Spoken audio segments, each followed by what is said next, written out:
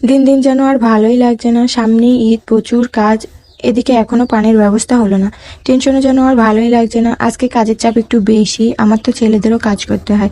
সকালের কাজগুলো বারান্দা আর উঠান ঝাড়ু দিয়ে গরুগুলোকে বিচুলি আর ঘাস খেতে দিয়ে গোয়ালের দরজাটা খুলে ছাগলটাকে বের করে ঘাস খেতে দিয়ে দিলাম। গরুর বাছুরও কি সুন্দর খাচ্ছে ওর সঙ্গে। এগুলো পালতে ভালোই লাগে, গ্রামের কিন্তু এটাই সৌন্দর্য। এদিকে মুরগি আর কবুতর ছেড়ে দিয়ে ধান আর গম খেতে দিয়ে দিলাম। তারপরে সকালে রান্নার ব্যবস্থা করতে হবে।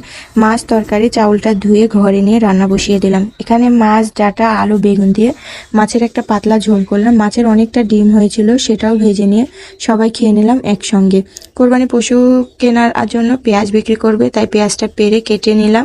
কবুতরগুলোকে খেতে দিয়ে দিলাম। এদিকে বড় পেঁয়াজগুলো বিক্রি করবে আর ছোট পেঁয়াজগুলো আবারও চাতালে উঠিয়ে রাখলাম, পরে বিক্রি করবে। ছেলেদের ভারী কাজগুলো আমাকে করতে হয়। সামনেই কোরবানির ঈদ, পোলাওয়ের ধানগুলো রোদ্রে দিয়ে দিলাম ভাঙানোর জন্য। তো ভিডিওটা ভালো লাগলে লাইক, কমেন্ট, শেয়ার।